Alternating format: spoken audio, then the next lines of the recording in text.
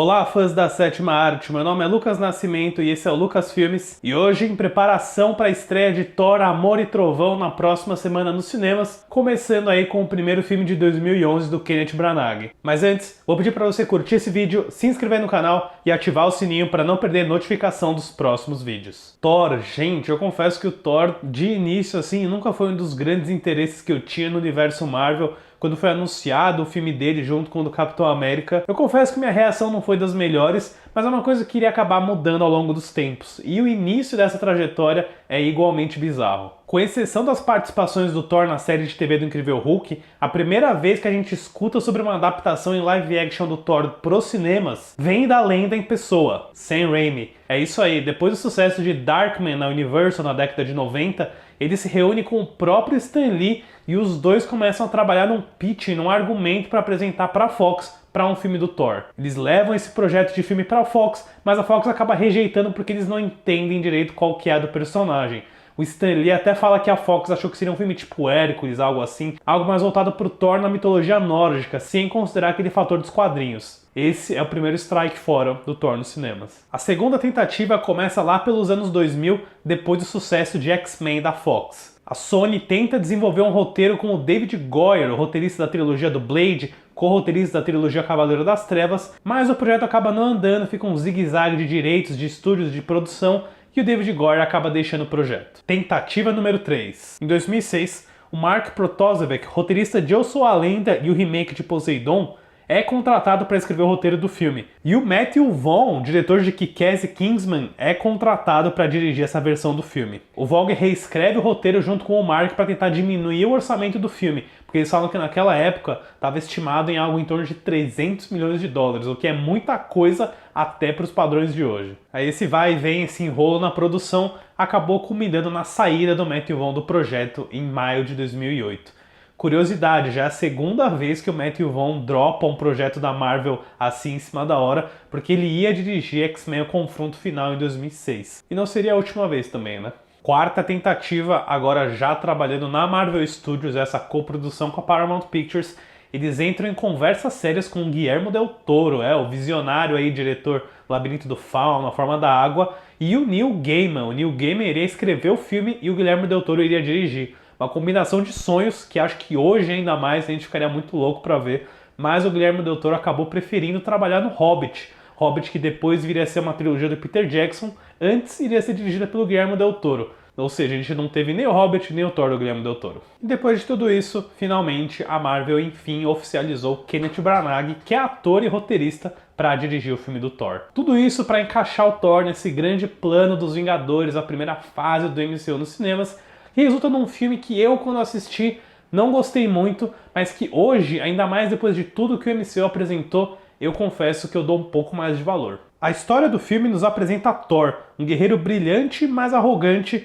e herdeiro do trono do reino de Asgard. Depois que suas ações egoístas ameaçam guerra com o reino dos gigantes de gelo, Thor é banido por seu pai, Odin, para a Terra, onde ficará sem seus poderes e aprenderá uma lição de humildade. Ele acaba entrando em rota de colisão com a cientista Jane Foster, vivida por Natalie Portman, que o ajudará a recuperar os poderes com seu martelo e também impedir seu irmão Loki de assumir o poder em Asgard. Eu me lembro daquela época, lá em 2010 especificamente, na época do Homem de Ferro 2, que eu tinha um certo pé atrás, uma relutância de ver como que a Marvel ia trazer esse lado fantástico, esse lado de deuses para o cinema, né? Era uma coisa que eles nunca tinham apostado ainda, e eu acho que o filme de 2011 faz isso de uma forma relativamente eficiente. Claro, eles tiram muito desse lado mitológico, desse lado de Deus, e colocam mesmo o Thor como se fosse um alienígena, e tem muitos mais elementos de ficção científica do que algo realmente próximo da divindade mitológica, né? E acho que muito do sucesso desse resultado vem da fórmula que o roteiro pega, que é o básico peixe fora da água. Você tira um personagem da sua zona de conforto, um personagem que é poderoso em outro mundo, e você coloca ele aqui na Terra sem poderes,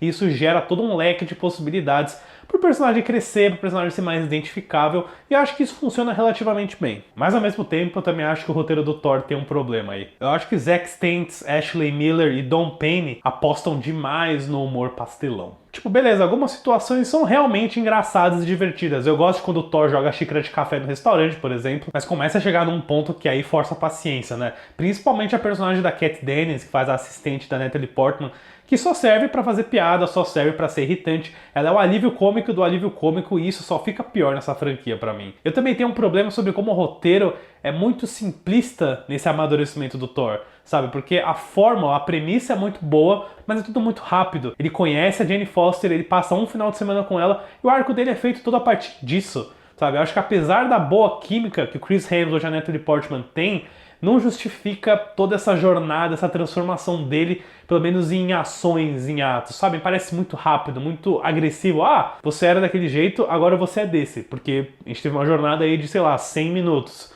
E é isso. Isso pra mim é um elemento muito forçado desse filme. Eu acho que tudo isso é um pouco melhor trabalhado quando a gente tem o Thor e o irmão dele, o Loki. Eu lembro bem quando o mundo todo aprendeu quem era Tom Hiddleston, ele rouba a cena como Deus a trapaça e acaba tendo um arco bem coerente e até identificável, como esse ser que é adotado, tá sempre na sombra do irmão e só tá a fim de receber amor dos pais dele, mas com uma ótima pitada de vilania e maldade, que o Hiddleston sempre consegue fazer muito bem. Agora, falando especificamente sobre o Kenneth Branagh e a direção dele, eu tenho uma carta de amor a fazer. A gente tem muito daquela abordagem shakespeariana dele, afinal o Branagh dirigiu para o cinema adaptações de Hamlet e Henrique V para cenas bem dramáticas de embate verbal, principalmente quando Odin grita com o Thor e bane ele para a terra, mas também de toda a construção visual. Reassistindo Thor, eu vejo que o MCU era muito melhor trabalhado esteticamente quando ele estava atrelado à Paramount Pictures e não com a Disney. Os sets parecem palpáveis, as cores são bem fortes e vibrantes,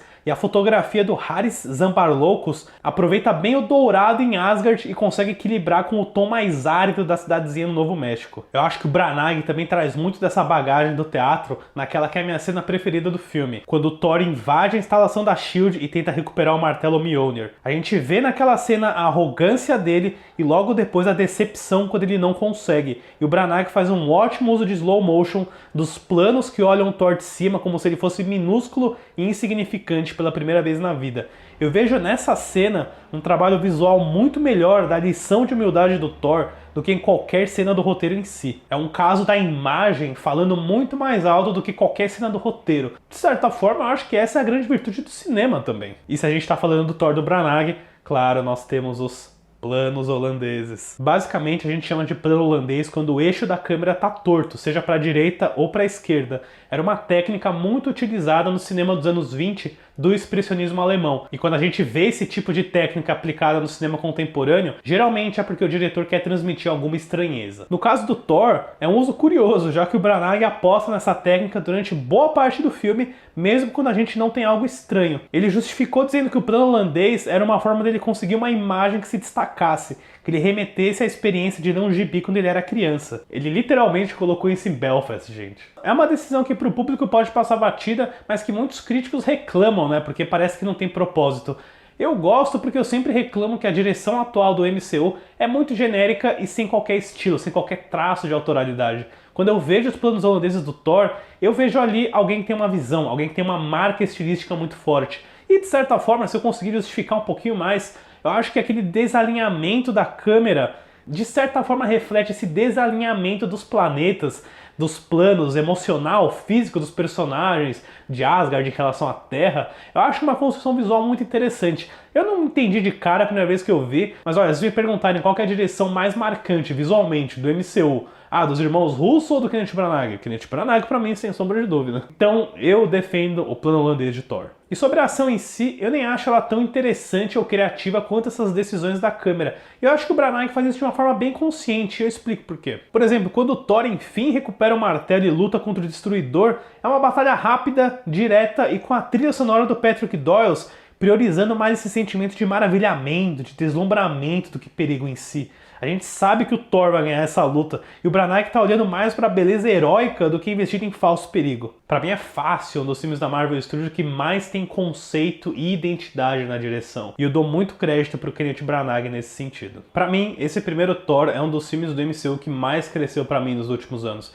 Beleza, eu tenho um problema com o tom dele, com o senso de humor pastelão e idiota que ele coloca, e com toda a dinâmica da Natalie Portman, da Kat Dennings, daquele núcleo mais humano, mas eu acho que o Thor é muito eficiente em exibir esse mundo fantástico, em criar essa história com toques de Shakespeare, com toques de fantástico, que realmente funciona. E, de novo, né, eu falei tantas vezes aqui, muitos créditos ao Kenneth Branagh pela ótima direção dele. Pra Thor, eu dou uma nota 7. Eu acho que é um filme que merece dar uma revisitada, merece ser relembrado, principalmente agora. Eu certamente não gostava tanto dele a primeira vez que eu vi, e se você rever, pode acontecer que você goste mais. Comente aí se Thor mudou, melhorou alguma coisa pra vocês nesses últimos 11 anos. Mas fiquem ligados aí também que a crítica de Thor, O Mundo Sombrio, deve sair no canal amanhã. Certo, pessoal? Obrigado pela visita e até a próxima sessão.